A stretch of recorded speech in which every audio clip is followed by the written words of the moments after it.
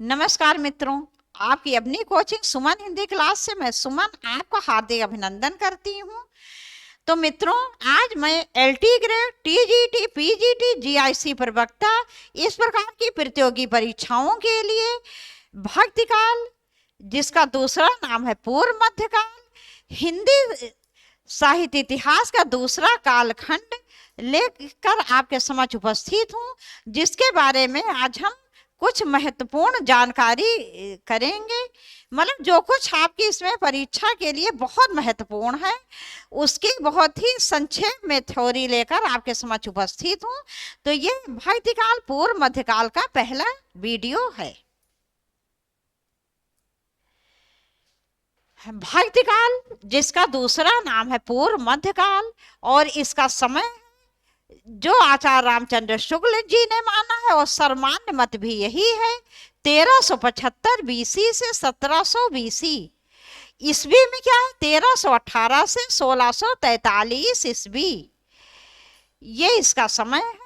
और हिंदी साहित्य के दूसरे कालखंड को ही भक्तिकाल या पूर्व मध्यकाल के नाम से जाना जाता है।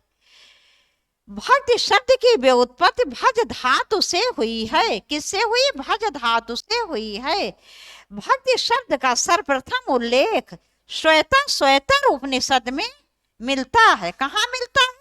श्वेता उपनिषद में मिलता है।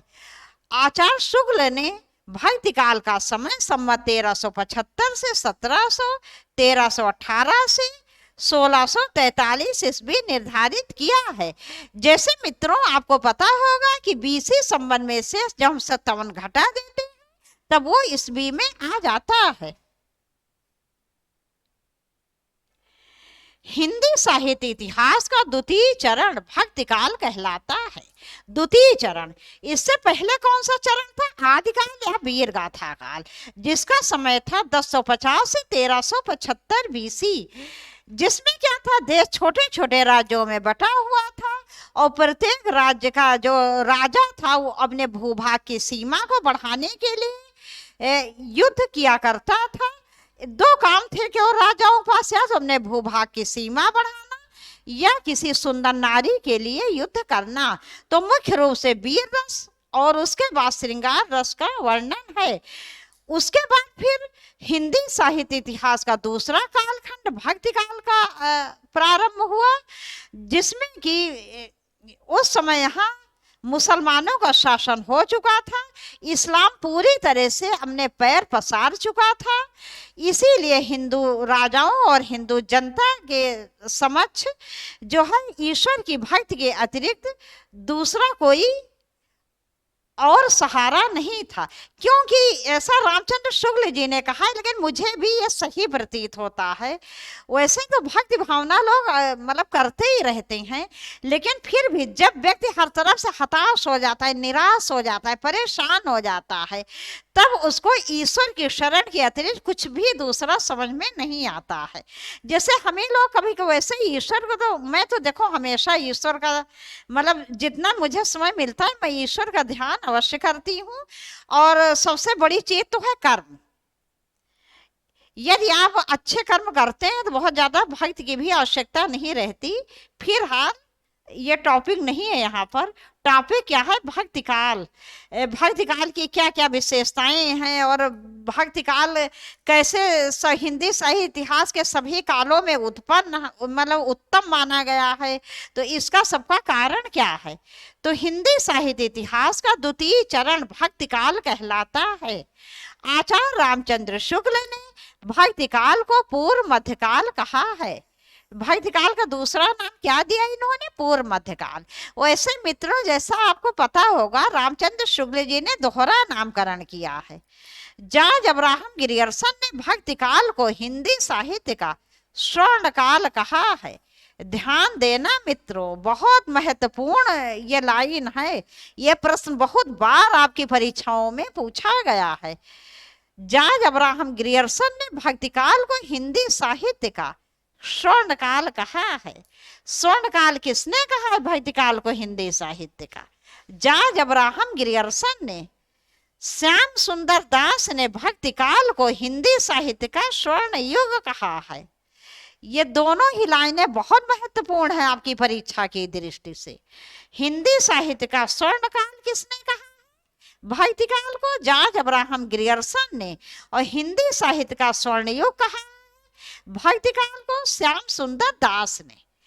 लेकिन यदि कभी ऐसा हो जाए कि स्वर्ण युग विकल्प में ना रहे, स्वर्ण काल रहे और श्याम सुंदर दास आ जाए, जॉर्ज अब्राहम ग्रियर्सन ना रहे, तो आप श्याम सुंदर दास लगा देना। यदि कभी ऐसा हो कि स्वर्ण युग आ जाए और विकल्प में श्याम सुंदर दास जी ना हो, जॉर्ज अब्राहम ग्रियर्सन हो, तो आप यही लगा दीजिएगा। आगे देखते हैं।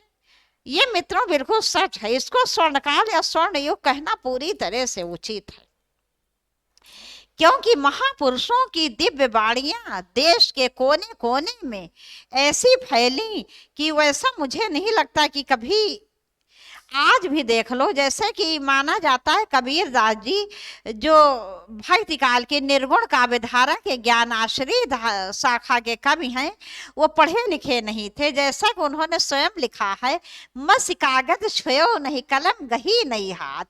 फिर भी आज हम सब लोग इतनी पढ़ाई करके भी कबीर दास जी की द्वारा उनके दोहों को, उनके पदों का अर्थ पूरी तरह से नहीं समझ पाते हैं।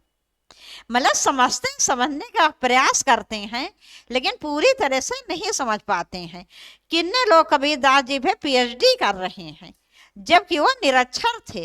रामचरितमानस को ले लो, चाहे कोई नगरीय इलाका हो, बड़े से बड़ा महानगर हो, या कोई चाहे जितना जैसा गांव हो, चाहे जितना समझ लो कि इंटीरियर जगह हो, कुछ भी हो, हर जगह रामचरितमानस की चौपाइयाँ और दोहे गाए जाते हैं।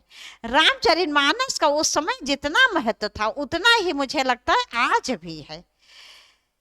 तो यह सच है कि भक्ति काल को हिंदी साहित्य का स्वर्णयुग या स्वर्णकाल कहना उचित है।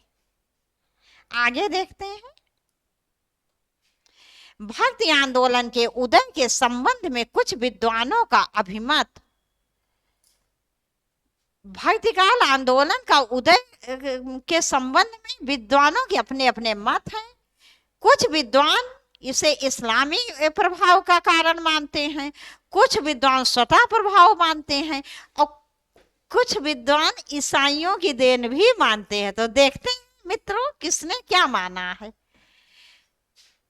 तो एक तरफ इसके उदय का संबंध में विद्वानों का मत, एक तरफ विद्वान दिए हैं और दूसरी तरफ मत। ग्रियर्सन भक्ति काल को क्या मानते हैं, भक्ति काल का उदय क्यों हुआ, भक्ति का उदय क्यों हुआ? ग्रियर्सन भक्ति का उदय मानते हैं ईसाइयत की देन। क्या मानते हैं? ईसाइयत की देन। ग्रियर्सन जी भाई वो तो ईसाइयत की देन मानेंगे ही, क्यों नहीं मानेंगे? क्योंकि वो तो अंग्रेज थे, ईसाई थे। तो अंग्रेज और ईसाई थे, इसीलिए वो भक्ति को ईसाइयत की देन मानते हैं। आचार्य रामचंद्र शुक्ल जी इस्लामी आक्रमण की प्रतिक्रिया मानते हैं, क्योंकि उस समय इस्लाम पैर पसार चुका था, मुसलमानों का, मुगलों का शासन भारत पर स्थापित हो चुका था। हिंदुओं के सामने ही उनके मंदिर ढहाए जाते थे, देव मूर्तियां जो है वो तोड़ी जाती थी। जैसे कि आप लोगों ने सबका नाम सुना होगा, बाबर से लेकर औरंगजेब तक सभी ने इसी प्रकार के कृत्य किए हैं।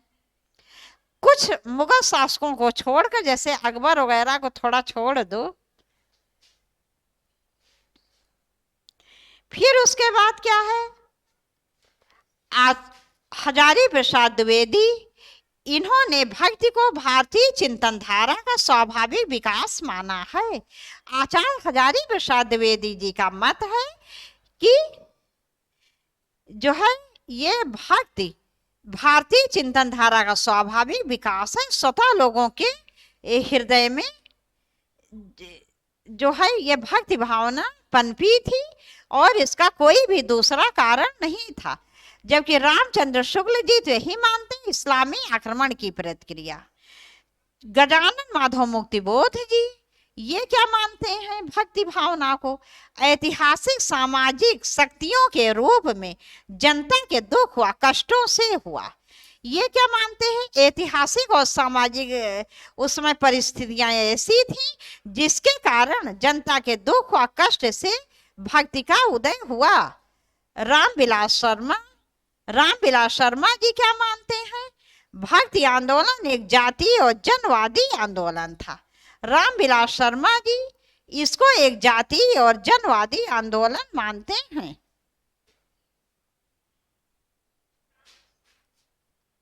आगे आगे देखते हैं। आचार्य शुक्ल के अनुसार, एसी चला दो जरा, एसी चला दीजिए।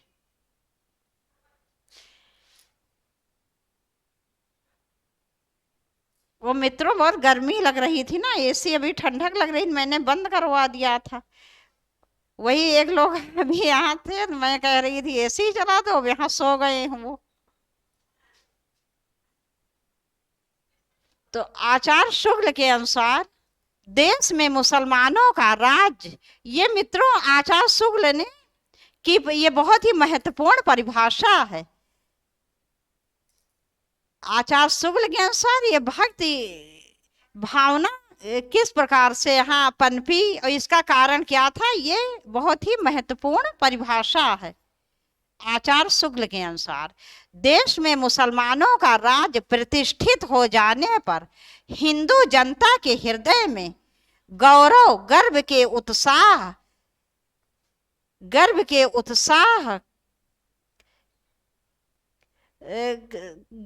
उत्साह के वो अवकाश ना रह गया। कुछ गलत लग रही लाइन ये। देश में मुसलमानों का राज प्रतिष्ठित हो जाने पर हिंदू जनता के हृदय में गौरव, गर्व के उत्साह के लिए आएगा, यहाँ के लिए वो अवकाश ना रह गया। उनके सामने ही उनके देव मंदिर गिराए जाते थे, देव मूर्तियां तोड़ी जाती थीं और वह पूज्य पुरुषों का अपमान होता था और उनके आएगा यहाँ पर, और उनके पूज्य पुरुषों का अपमान होता था और वह कुछ भी नहीं कर सकते थे। ऐसी दशा में अपनी वीरता के गीत ना तो वह गा ही सकते थे और ना बिना लज्जित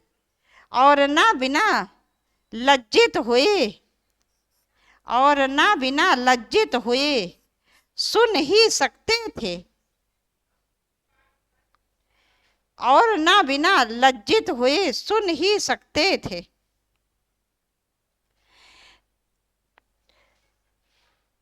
इसको कथन को मैं फिर से रिपीट कर दे रही हूँ।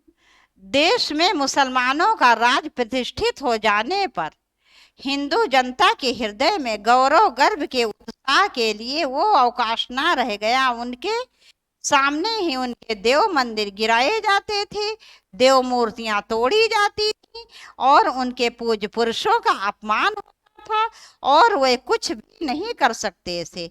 ऐसी दशा में अपनी वीरता के गीत ना तो वह गा ही सकते थे और ना बिना लज्जित हुए सुन ही सकते थे। तो मित्रों, आचार्य रामचंद्र शुक्ल जी की इस परिभाषा का जो मैंने अभी पढ़ी थी, इसका कारण यही था मुख्य रूप से कि भक्ति आंदोलन जो था उसका सबसे मुख्य कारण था भारत में इस्लामी धर्म का प्रचार प्रसार, मुसलमानों का शासन। हजारी प्रसाद द्विवेदी के अनुसार भक्ति आंदोलन का उदय कैसे हुआ? मैं जोर देकर कहना चाहता हूं कि अगर इस्लाम नहीं आया होता तो भी इस साहित्य का 12 आना वैसा ही होता जैसे आज है। तो इस प्रकार से हजारी प्रसाद द्विवेदी के अनुसार भक्ति आंदोलन भारतीय चिंतन धारा का स्वाभाविक विकास है। मैं जोर देकर कहना चाहता हूं, अगर इस्लाम नहीं आया होता तो भी इस साहित्य का 12 आना वैसा ही होता जैसा आज है।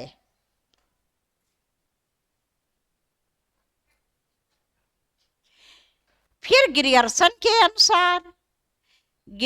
के अनुसार बिजली की चमक के समान अचानक समस्त पुराने धार्मिक मतों के अंधकार के ऊपर एक नई बात दिखाई दी।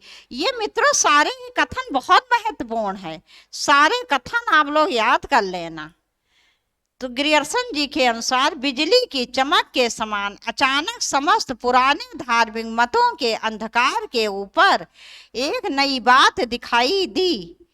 कोई हिंदू ये नहीं जानता कि यह बात कहाँ से आई और कोई भी इसके प्रादुर्भाव का कारण निश्चित नहीं कर सकता। मतलब कहने का अर्थ है इनका यह है गिरियर्सन जी का कि कोई हिंदू ये नहीं जानता ये बात कहाँ से आई। मतलब ये यही कहना चाह रहे हैं कि भक्ति आंदोलन ईसाइयों की देन है, ईसाइयत की देन है। भाई जब ईसाई थे तो अपना गुणगान तो करेंगे ही ना। कबीर के अनुसार भक्ति द्राविण उपजी लाए रामानंद, प्रगट किया कबीर ने 7 दीप 9 खंड। भक्ति द्राविण उपजी लाए रामानंद। तो मित्रों भक्ति भावना कहाँ से आई? सबसे पहले दक्षिण भारत में भक्ति का प्रचार प्रसार हुआ। भक्ति के आदि आचार कौन है? रामानुजाचार। फिर राघवानंद उनकी चौथी पीढ़ी में आते हैं। फिर रामानंद जी को दक्षिण भारत से उत्तर भारत में भक्ति का प्रचार प्रसार करने का श्रेय प्राप्त है।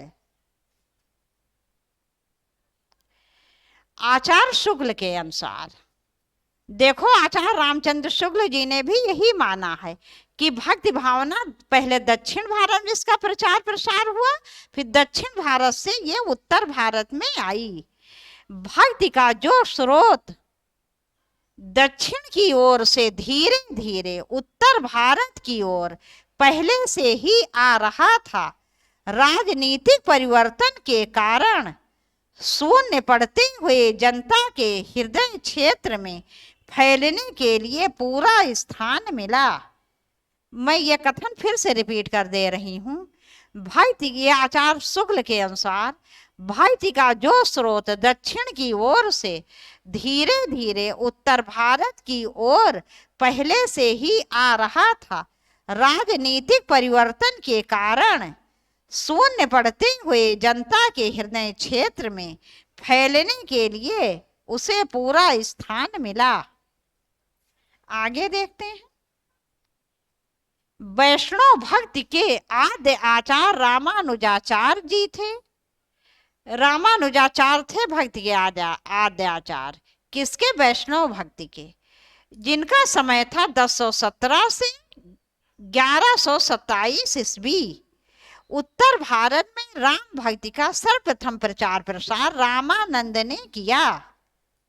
रामानंद की उपासना दास्य भाव की थी। तो मित्रों रामानंद जी किसके भक्त थे? वैष्णव माने विष्णु के भक्त थे। तो विष्णु या राम के भक्त थे, विष्णु या राम के भक्त थे। तो राम भक्ति भावना की सबसे बड़ी विशेषता ये है, अधिकतर राम भक्ति जितने भी कवि हुए हैं उन सबकी भक्ति कैसी थी? दास्य भाव की थी। तो उत्तर भारत में राम भक्ति का सर्वप्रथम प्रचार प्रसार रामानंद ने किया। भक्ति के आद्य आचार्य कौन थे? रामानुजाचार्य। और भक्ति का प्रचार प्रसार सबसे पहले दक्षिण भारत में हुआ, फिर दक्षिण भारत से उत्तर भारत में भक्ति का प्रचार प्रसार करने का सबसे बड़ा श्रेय किसको है? रामानंद जी को। रामानंद जी की उपासना कैसी थी? दास्य भाव की थी। रामानंद की प्रमुख रचनाएं, ये सब मित्रों आप अच्छी तरह से याद कर लीजिएगा। राम रक्षा स्तोत्र, ये तो बहुत बार परीक्षाओं में पूछी गई है। राम तारक मंत्र, पहली क्या है? राम रक्षा स्तोत्र, दूसरी राम तारक मंत्र, तीसरी योग चिंतामणि, 4 आनंद भाष्य, 5 वैष्णव मताब्ज भास्कर संस्कृत में, फिर श्री रामार्चन पद्धति संस्कृत में, फिर श्री राम आरती, फिर श्री हनुमान आरती। जैसे कि हनुमान जी की आरती सभी लोग गाते होंगे, जैसे आरती कीजय हनुमान लला की, दुष्ट दलन रघुनाथ कला की। ये किसने लिखी है? रामानंद जी ने। ये पंक्तियां भी पूछी जा सकती हैं, तो किसकी लिखी पंक्ति है? रामानंद जी की, जो कि हनुमान श्री हनुमान आरती से ली गई है। आचार्य शुक्ल ने रामानंद के 2 ही ग्रंथ माने हैं। पहला क्या है? वैष्णव मताब्ज भास्कर तथा श्री रामार्चन पद्धति। आगे देखते हैं। तो मित्रों, आज बस यही छोटा सा वीडियो था, लेकिन ये आपकी परीक्षा की दृष्टि से बहुत महत्वपूर्ण है। भक्ति काल का समय तथा भक्ति काल के विषय में कुछ महत्वपूर्ण चीजें, भक्ति का उदय कैसे हुआ, भक्ति के आदि आचार कौन है, दक्षिण भारत से उत्तर भारत भक्ति भावना कैसे आई, भक्ति काल को स्वर्ण काल तथा स्वर्ण युग की उपमा किसने दी, ये आपने देखा। थ्योरी भी आपको इस चैनल के माध्यम से पढ़ाई जाएगी, उतनी जो आपकी LT ग्रेड परीक्षा के लिए महत्वपूर्ण है। बस समझ लो, ये आपकी जो प्रारंभिक परीक्षा होगी, इसमें मुझे नहीं लगता कुछ बाहर से आने वाला है। इसकी आप महत्वपूर्ण थ्योरी पढ़ लो हर चैप्टर की, प्रत्येक चैप्टर की, उसके बाद इससे संबंधित ज़्यादा प्रश्न करवाए जाएंगे। तो इतना आपने आज जान लिया भक्ति की, मतलब प्रारंभ के बारे में, भक्ति काल की प्रारंभिक जो बातें थी, महत्वपूर्ण बातें। उसके बाद कल फिर इसका आप दूसरा वीडियो देखेंगे, जिसके आगे का कि भक्ति काल की, जैसे कि रामानंद जी के शिष्यों की संख्या कितनी है, ठीक है, और भक्ति काल को कितने भागों में बांटा गया है, ये सारी चीज़ें कल की वीडियो में आप देखेंगे। तो मित्रों, कल तक के लिए नमस्कार।